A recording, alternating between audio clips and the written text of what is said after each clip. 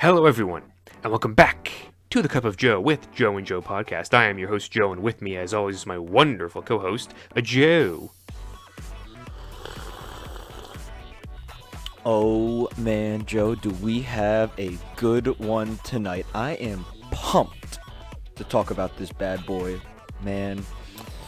Weathering with you, baby. I mean, we've had some pretty, I don't know about you, but I've had some pretty wild weather in the Philadelphia area, and it's been crazy. So watching this movie while like a crazy storm was happening was kind of cool.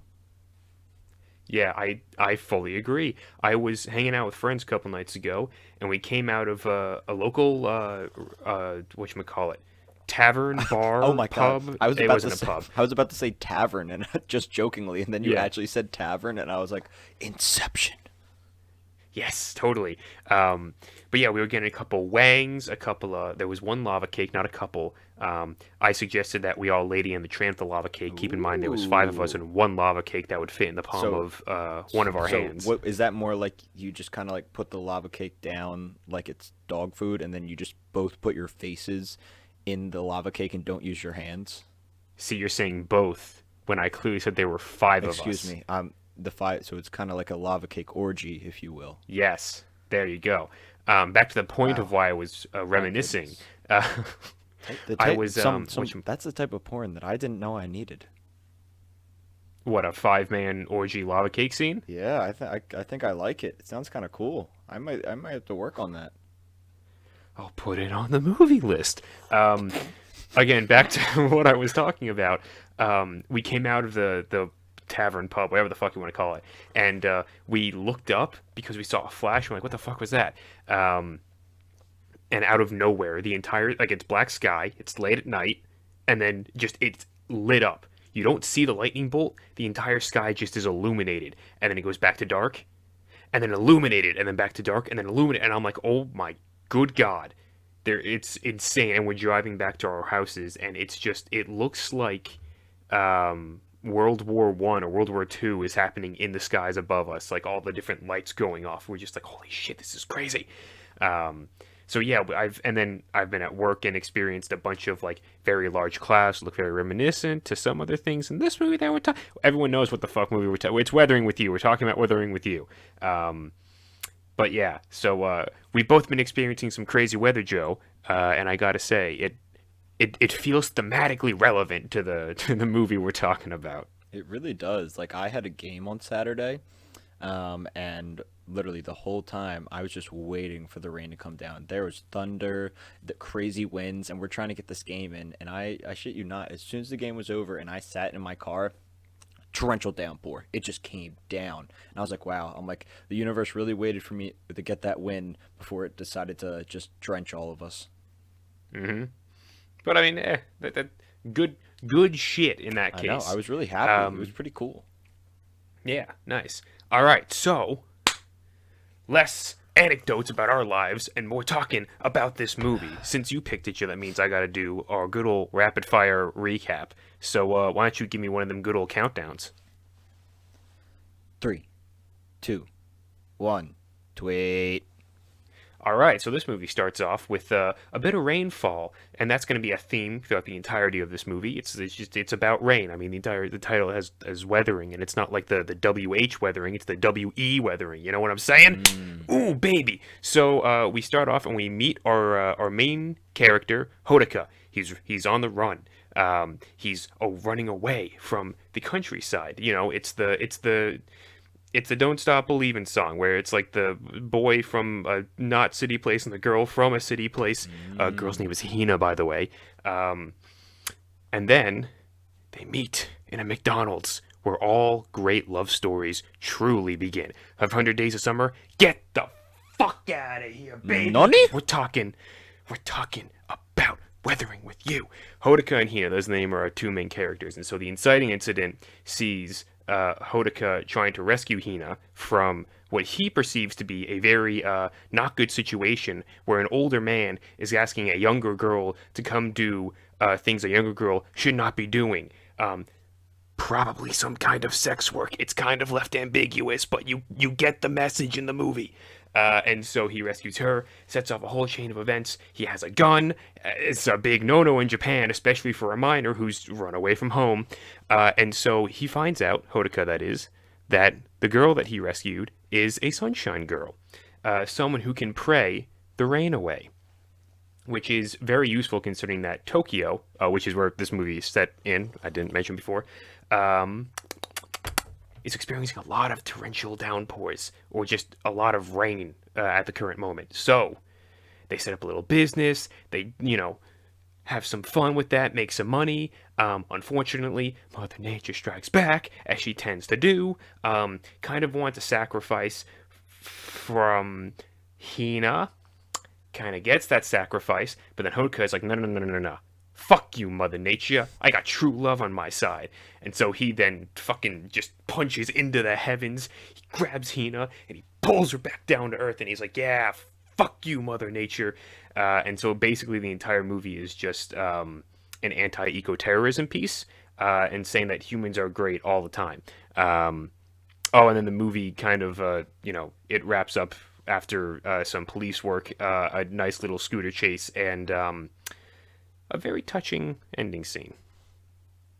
Wow, that definitely goes into the top 10 rapid fire recaps. That was a good one. Thank you.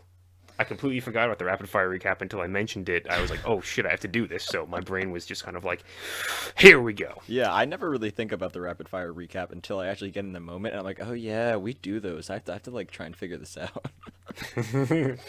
It's a fun little exercise that we got to do. We got to keeps us on our toes, you know. Yeah, yeah. All right, all right. So, Weathering with You. If we didn't say it, if you didn't watch last movie episode with Chef, I said that Weathering with You is a Makoto Shinkai film. Which, if you've listened to our other Makoto Shinkai reviews, or even just, I believe, definitely has been brought up in just our general. Whenever we talk about anime, he comes up pretty often. A very popular director right now in Japan, makes some of our favorite movies.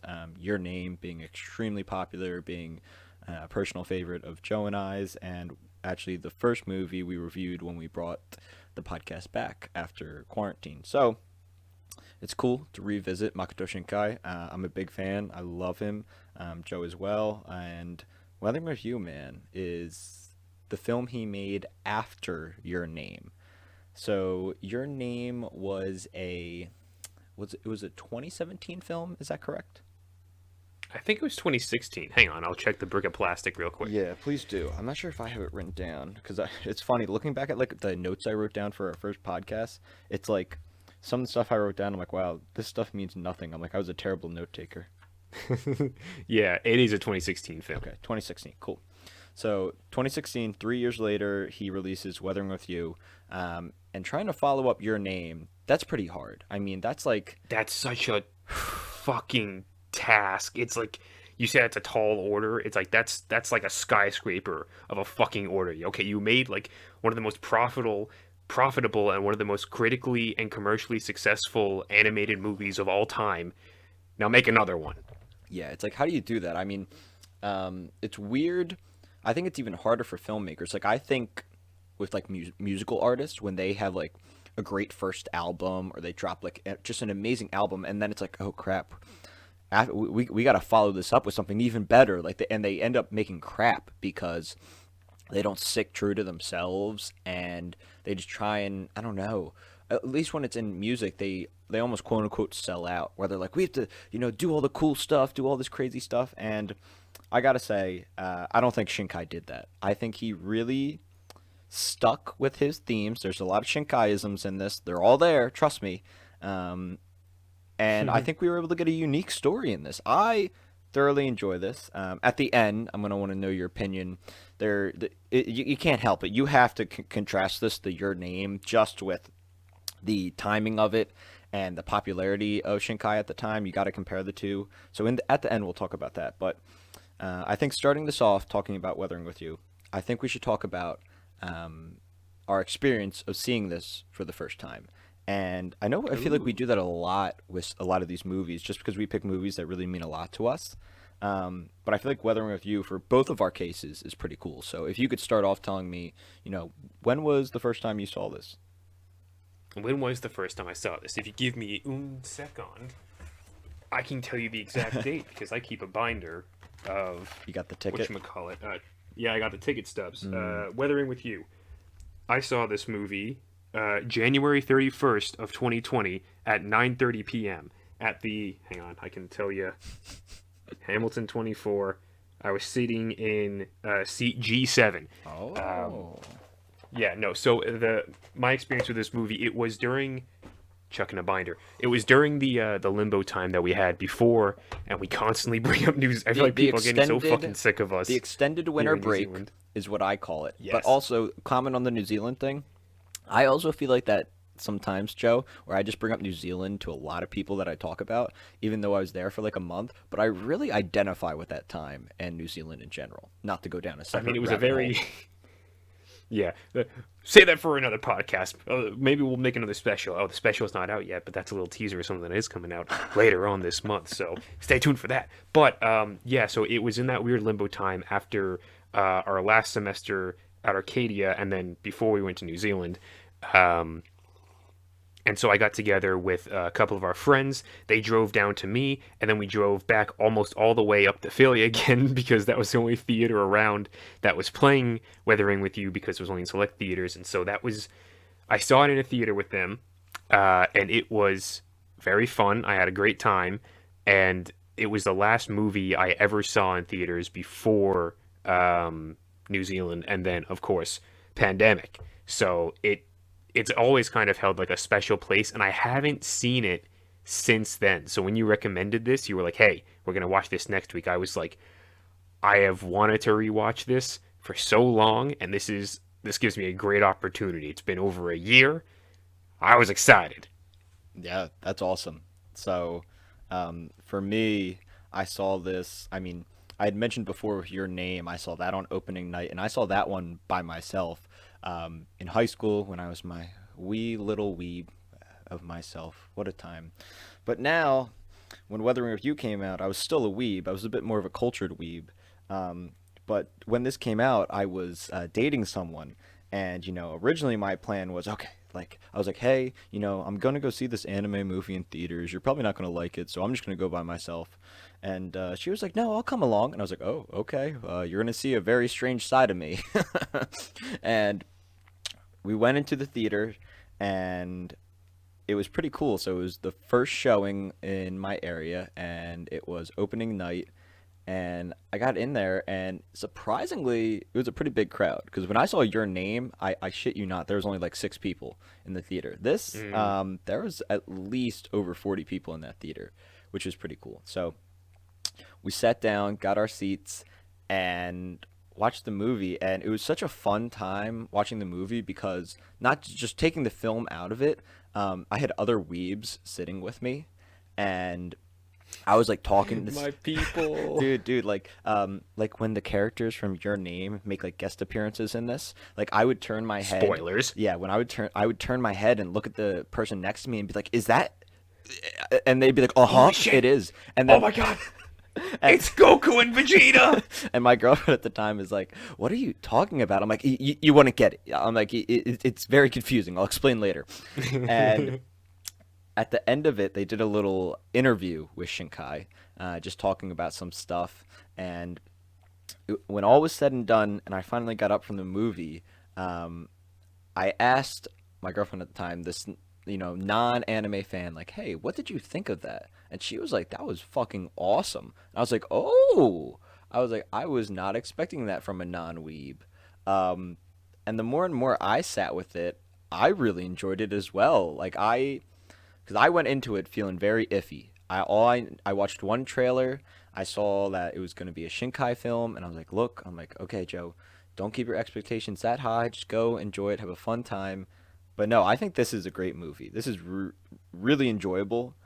Seeing it in theaters was such a cool experience. And Joe, same with me. That was the last time I saw it. And the more I think about it as well, that was probably the last movie I've seen in theaters. I haven't seen a movie in theaters since then. Really? Yeah, I haven't gone. I haven't. Yeah, that was it. I haven't seen a movie since. So, I guess we're Mm. both. I mean, you saw Black Widow, and what was it? Yes. And I think you saw. A Quiet Place Part 2, Yes. which I didn't see Part 1, but my friends were like, hey, let's go see this movie. And I was like, sure, why not? Yeah. So let's actually talk about the plot of this movie since we got our backgrounds out of this. Yeah. Look, I'm gonna give you a one not a one word description, a one sentence description of this movie. Just like how Angel Beats was on Ohana with guns, this is your name with guns. Yeah, I get You're like, very well, similar. kind of, maybe. No, that Joe, shut the fuck up. Let me see how many asterisks I can put on the end of that Right? fucking sentence real quick. Way too many. Too many. I just I fell asleep with my finger on the fucking asterisk. What's the asterisk key on a keyboard? Where is it? Which one? 8. I hit shift and I hit 8 and I went to sleep for about 8 hours. No, it is. Yeah, because I'm trying not to do my comparisons of Your Name to Weathering with You right now because I do want to say that for a little bit later on. But looking strictly at the actual meat of this movie, which is the relationship that whatchamacallit, Hodaka and Hina have, and then all the other peripheral characters like Mr. Suga, Miss Natsumi. Excuse me. Bless you. Never do that again. I swear to God. And who else? What's the little brother's name? Hina's little brother. Bro, I completely forget. Normally I write down the character names before we record, and I just didn't. All I know is Natsumi is in the front of my mind every day of my life. Natsumi is always in the front of your mind. She's always in the front of the mind when it comes to this movie. So let's just call little bro. Let's call him Bowl cut. I don't know. Bolka? Yeah, let's call him Bolka. I was gonna call him Senpai Bro, but that Oh doesn't no, flow. senpai. Bolka No, is much better. just call him senpai. That works 10 times better. I don't like calling him Senpai. It's weird. I find like it's calling a him little... senpai. I find that hilarious. Go, it's a little boy. Little Um, boy. Little boys, skinny legs. Taken from a much funnier podcast. Don't give us credit for that. But yeah, so it's cool watching Hodaka kind of go along from seeing his struggle as being literally just a kid on the street and running around and having to constantly run from police and then hiding in different places to then eventually reconnecting with Mr. Suga who saves him on the boat in the beginning of the film because the storm came and almost knocked him off the boat or whatever. And it's funny just seeing the adult act so not adult-like, and then the kid kind of trying to act more adult-like in that situation, just trying to be more of responsible and all that other sort of crap. It's just a cool relationship to see. And also, God, just trying to think about Natsumi, and I'm like, there's some cool stuff in there too, but anytime I think about Natsumi, my head just kind of goes blank for a little bit. It's a problem, Joe. Yeah, that's there's a lot of best girls out there, but I think that might be the bestest girl. The bestest girl who is just real good at riding a not it's not a motorcycle, what's a scooter. She's just speeding along the Tokyo roads on her scooter, just being like speed racer. Meow, meow, meow. I think just talking about all this just shows how much how cool the characters are in this movie, and how how strong their personalities really come through. With Hodaka being, he's definitely a shy kid, I would say, but also strong-willed and determined. And you have Hina, who is also strong-willed and determined, but putting on a much older face, literally, in order to battle through her life. Mr. Suga is that old, I don't know, 30-year-old, late 30-year-old dude who's kind of just wandering through life, trying to figure it all out still, and trying to, seems like he's still trying to act like he's 20.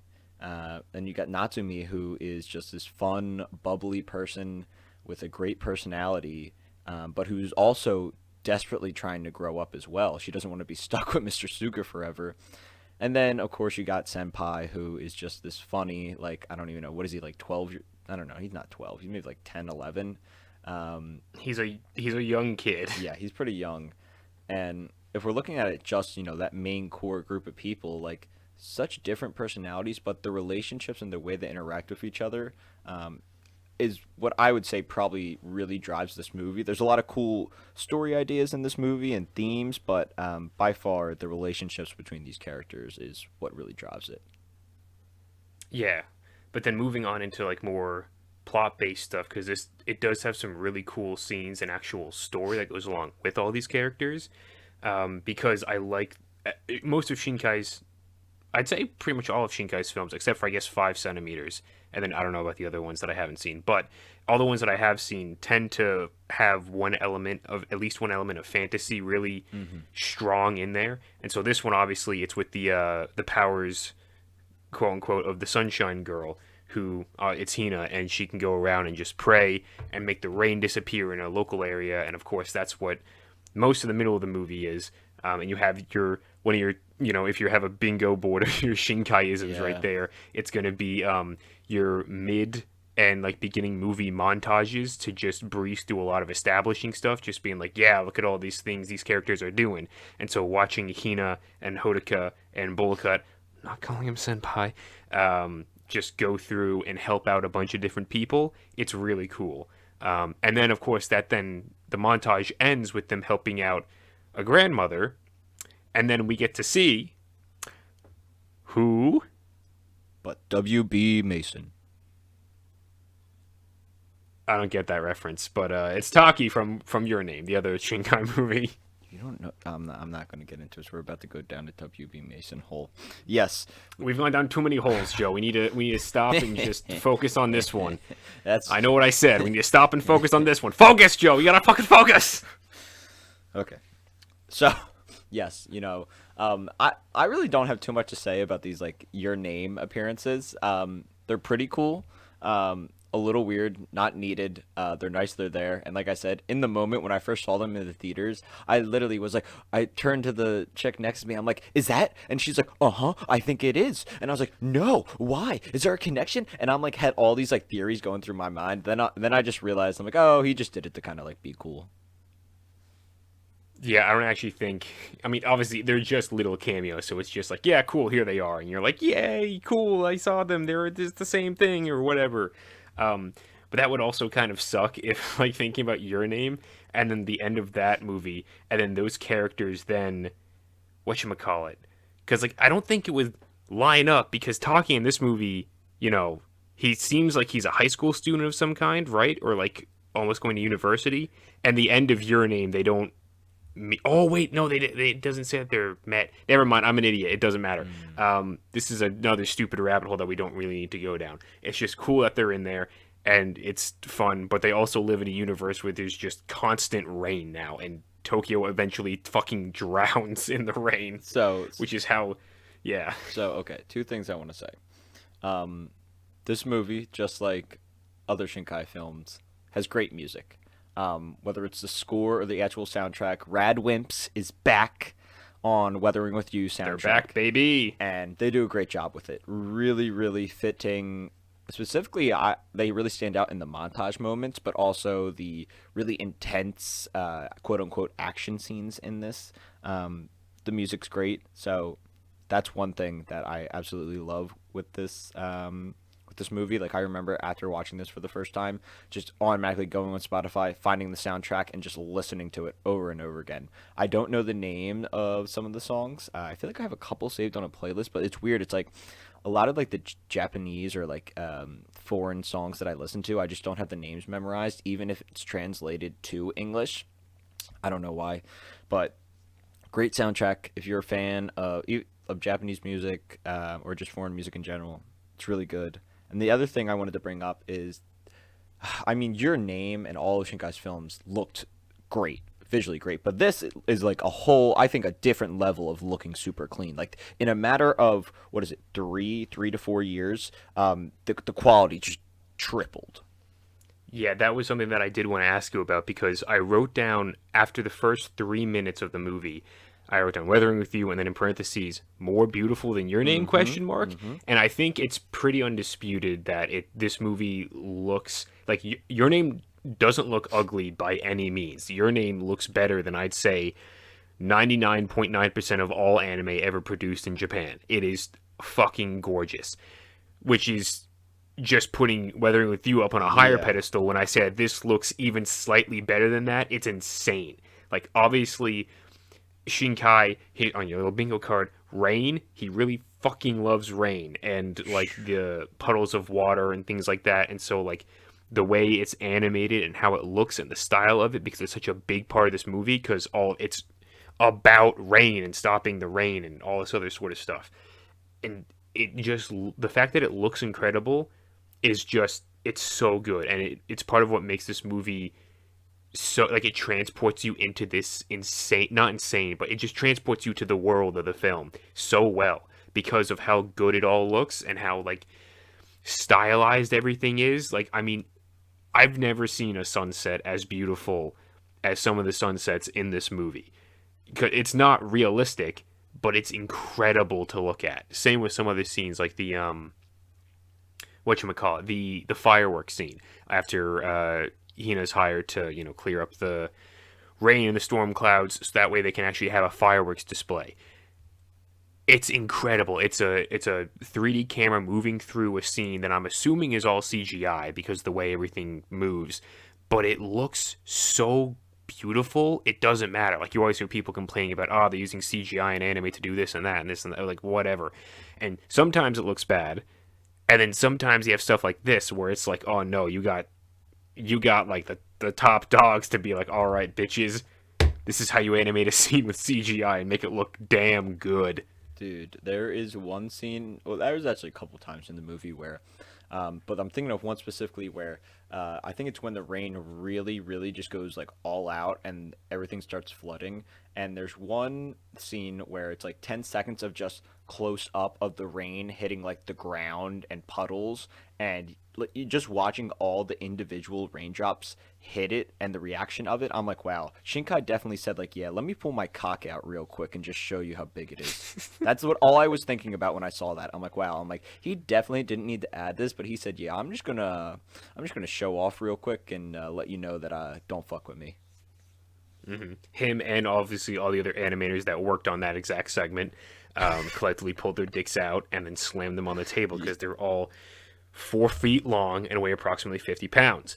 But yeah, I want to ask you this because I have, like, in my brain, I have this movie split up into different segments. Like, you have the very beginning, which is like everything pre Hodaka joining up with Mr. Suga and kind of like getting to know Hina, and then you have the segment where it's like everything is happy day sunshine sort of crap with Hodaka and Hina, and then you have, I guess I can call these acts, Act 1, Act 2, Act 3 is where you would have the running away bit, and then I would call Act 4 the after Hina is taken by the sky gods, or weather god, what are they?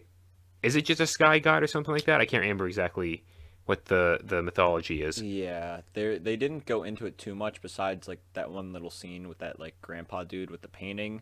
But I believe it's Exposition grandpa. yes. I believe it's just some form of a god, whether it's a sky god specifically, but some form of a higher power has taken her as a sacrifice. Yeah. But so I just want to, like, my favorite part of like all of this is what I'd call Act 3, which is where they're trying to the kids are trying to run away because like the police and child services are coming around being like, yeah, you're all a bunch of like very young teenagers, you can't just be living on your own, and so they try and get away, and there's like things in it where it's because I like the drama in that part of it. I also like the prayer lightning, which is fucking cool when Hina does that, but then I say I like the drama in that because it's balanced and it's actually like good stakes. And then you have Act 4 where the drama's turned up from like, it's a 7 to an 11. It's way high, and I'm just like, this is almost comical how intense you're making some of these interactions and like dramatic, when it actually, like, it doesn't need to be. You can turn the dial down from 11, guys. It doesn't need to be this high. Yeah, yeah. I'd say Act 3 is probably my favorite as well. It's definitely the most compelling part of the movie, I would say. Mm. And like that scene with them in the hotel, just eating food, doing karaoke, hanging out in the tub. That is probably my favorite scene because I'm like, wow. I'm like, these kids didn't really get a chance to be normal kids, all three of them, and it seems like this is like their one time to kind of just. It seems like they're just enjoying life and hanging out and being friends. And yeah, I love Act 3, specifically that scene as well. But I know what you're saying about Act 4. It's like it's not terrible, the drama, but it's also No. like it's like, hey, you already got me invested. You don't need to like go like you already got the hook. Just start slowly reeling me in. You don't need to like start whipping it. Yeah, it feels almost like you went from anime to Shakespeare, Mm. and I'm just like I get it, but you don't need to be that intense with it. Like you can be a little bit more, subtle with it. I understand. And just stop screaming at me. Jesus. So, Joe, I want to bring up probably my favorite. I don't want to say the part of the movie, but my favorite idea in the movie. Um, All right. and it's this idea that the clouds have their own ecosystem, and Yes. by far by far the most original idea I've ever heard of. I've never heard someone talk about that before. Again, this is me being very narrow-minded. Maybe I'm sure plenty of people have, but when I heard it for the first time, I'm like, that is fucking sick. I'm like having some form of an ecosystem in the clouds where whether it's kind of like aquatic and there's like different types of fish or maybe plants. I was like, that is such a cool, I guess, thematic idea. And although it's pretty prevalent throughout the movie, I wish it had a bigger presence. And I don't know if that would have made the movie better or worse, but it's one of those things where I was like, oh, I wish you explored that just a little more. Yeah, that's one of those things where it's like I'm okay if they didn't go into it more, because whatchamacallit, the movie's not about really the world building of it all. It gives you enough of the tidbits so that way you're not just sitting there being like, why the fuck am I watching an anime girl all of a sudden on a landmass on top of a what is this? What the fuck is happening? Why is there a dragon? What are the fish? What is happening? It's like it gives you enough of the stuff. That's what exposition grandpa is there for the later stuff in the movie. That's what some of the stuff in the beginning of the movie is, where it's like, sometimes they say there's a whole ecosystem up in the sky. It's the sky is this big where the ocean is this big, so it could be even more vast and unknown, that sort of a thing. I agree with you. I think it's an incredibly awesome and original idea. I like how vague they keep it, because that way I can't fucking poke holes in it or anything like that. I can't be like, oh, I'm overthinking this because I'm like, oh, this ecosystem wouldn't work because if you establish that, then it's like, no. We just tell you this idea, we show you what it could look like, and then we don't really explain any of it because fuck you. We're not gonna let you ruin our cake. I'm gonna need That's what I feel to make about like it. a 20-minute short just exploring the cloud ecosystem. That's all I need. That would be cool if they released like a visual Like like one science of the book. visual books. Yeah, like a science book almost talking Yeah, like about a it. companion sort of a thing to Weathering with You. That would be something really cool. Where it'd be like the art of Weathering with You, and then also because I don't know if I remember this, but in Atlantis they made an entire ecosystem for like the Lost Empire, and to explain to themselves how it worked. That way, when they made the stuff, it would actually make sense. And they didn't explain that in the movie, but it helped to keep things consistent. I would love it if Shinkai had something like that. So if you actually went through like the visual Like you could story stuff categorize of like the the book. fish being like, oh, that's a whatever the name it is, and they actually had like different names of the fish and plants and stuff. That would be pretty cool. Exactly, and like this cloud is the only one that has like the land masses on them because it's large enough to support that or whatever. Like that'd be really cool to see. But I'm okay with the fact that they didn't actually like real hard going in and just be like, okay, here's second exposition, Grandpa, but this one has a lab coat and a Yeah, microscope, and he's yeah, going to I explain get to you it. the science of the sky ecosystem. Yeah, yeah. I wasn't. It was one of those things where it's like I understood it, but deep down I was like, okay, that's an idea where I would like somebody to run off with it maybe and do something else with it. Um, Mm. but the other thing I just wanted to, just a quick little thing is, how do you feel about the dub with this? Because when I saw it in theaters, I also saw a dub. And I gotta say, I find this dub very good. Oh yeah, I that's what I was gonna say because I watched this. Um, I don't remember if I'm pretty sure I saw the sub in theaters. So when I saw this on HBO Max for this episode of the podcast, I rewatched it and I saw the dub, and I was a little worried because I remember with Your Name I had watched it and I only made it like 10 minutes in and I was like I'm gonna switch back to the sub because I think it flows better. Um, this one I didn't have that problem. It felt because I think it was very much like okay, Your Name was immensely popular. We know this is successful, and obviously anime is becoming much bigger in the West anyway. So voice acting generally has been significantly better in dubbed anime. So, but with this thing, they were like, it's a fucking Shinkai film, so we're getting good actors for this, and they did. They got great actors, and all the timing of the voice stuff, it works pretty damn seamlessly. Like, there's nothing that I found that was really like where they had to talk super fast in order to keep up with the timing of the scene or anything like that. It fit very well. So the dub was it might have been the best dub that I've seen for any animated or anime property yet. Yeah, it was really good. And the other thing I want to say is I love how Shinkai handled the ending of this film. You get a happy ending, but not a everything is a nice bow happy ending. Like Mm-hmm. he's able to get Hina back. Like Hodoka is able to get Hina back from the gods, but it's not like, oh yay, we were able to get Hina back and the weather is good. It's like, no, I'm getting Hina back and I am perfectly comfortable with that, meaning that the weather is going to be terrible for however long it's going to be. And you see that where he's like, yeah, whatever.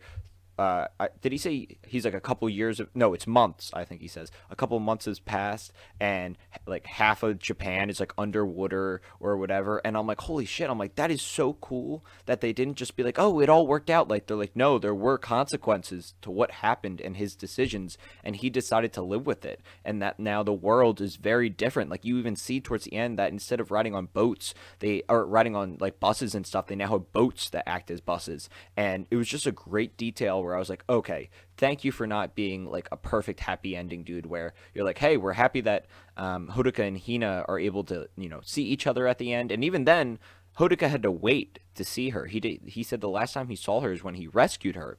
So it's this good balance of happiness of like, yay, they get together, but also at the same time, it's like, well, there's still problems in the world, and they have to live with the consequences of their decision.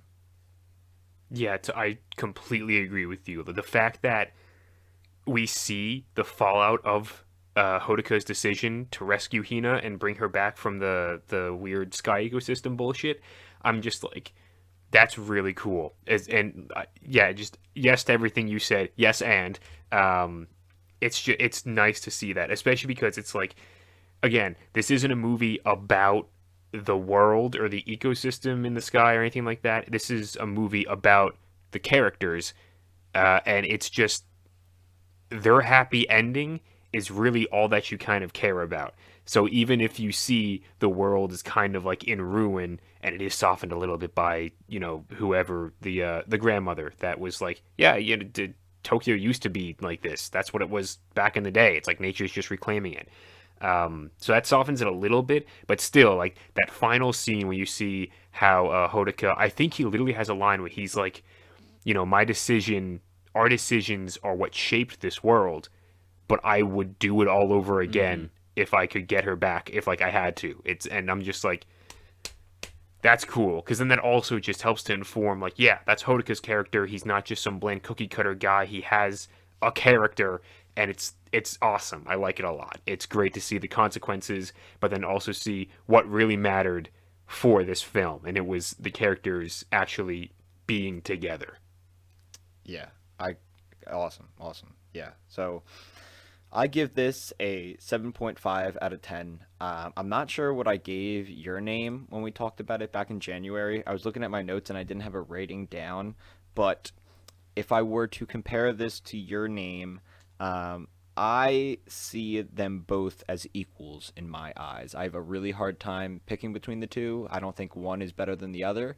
I think they are two sides of the same coin. Mm. Yeah, I don't remember what I gave Your Name either, but let's say if I gave as of right now, I would give Your Name a 9. So I would probably give Weathering with You, similar to you, a 7.5 or an 8 out of 10. I'm going to go with a 7.5 as well. Not just because I want to match you, but because I know most of the time my ratings just go down with time because, you get off the high or whatever. But yeah, it's definitely still a very good movie, but I don't think it quite matches up to what Your Name is. And that might just be personal biases. But also, I guess we can talk real quickly about just our comparisons with this. Following up Your Name, you can definitely see a lot of that influence present in Weathering with You. So much to the point where it's almost a detriment and it kind of feels like a spiritual sequel or successor to Weathering with You, to Your Name. And that sort of stuff, I'm just sort of like, it's different. Like, Weathering with You is different from Your Name in many, many ways. But it's still, there's so much stuff that is very similar. It's the two lovers who, again, these are also just Shinkai-isms, but two lovers who want to be together but can't because of supernatural bullshit, that sort of a thing. Takes place in Tokyo. You have, whatchamacallit, this weird mystical force that's kind of like bringing them together and then pulling them apart. It's got the somewhat bittersweet ending. Your Name more so just had like a sweet ending. It was kind of ambiguous, but you knew what was happening. It was a pretty happy ending. And again, they both heavily focus on character, but these are just aspects that Shinkai really likes to follow. And so just trying to separate the two has always been a little bit difficult in my own brain. Yeah, that's why I feel like saying that they're two sides of the same coin is the best way to word it, at least from my point of view. They're obviously entangled with each other. Like, sell these two in a box set. Like, both of these, you have to buy both of these together. And I find, I don't know, not to get into it too much, but like I find it interesting of like, what if Weathering with You came out first before Your Name? Would we be having the same conversation about Your Name, kind of having Weathering with You isms or following up like the height? I don't know. Again, that's not a real world. But yeah, I just view these two films as the opposite sides of the same coin. Both are great. Watch both. Yeah, no, it was really good to revisit this. I agree. All right. Do you have anything else to say on the matter? No, nothing else. All I gotta say is Natsumi is she's the one. Natsumi is definitely A1 for me, at least. So, for next week, I get to pick the movie this time. And like you, I've been like, okay, I don't quite know exactly what I'm going to be going with. I've been ping-ponging around a couple different things. I picked Chef the last time I did this. I was looking at some superhero stuff, and I was like, I haven't done a superhero thing for a little bit. I could do for a superhero thing. And I was going through some of my list, and I was just like, no, actually, there's something else that I wanna take a little revisit to, and it's something that I actually saw first during quarantine, which is surprising because it's been out for like 20 years at this point, which is weird to think about. But so next week, Joe, we are going to be discussing Superbad. Oh, oh yes, good. Okay, something nice, lighthearted, and fun. Awesome. I can talk about that for a while. Awesome, great choice. Wonderful. Alrighty, so with that being said, everyone, I hope you enjoyed our little banter back and forth about Weathering with You and some other Your Name bullcrap. Be sure to leave a like, comment, subscribe, all the normal YouTube shizniz. Let us know what you think about Weathering with You. Is it better than Your Name? Is it worse than Your Name? Do you not give a shit about any of this stuff? I don't know what your life is like, but yeah, let us know. And so with all that being said, we shall say we love you, we leave you, and goodbye.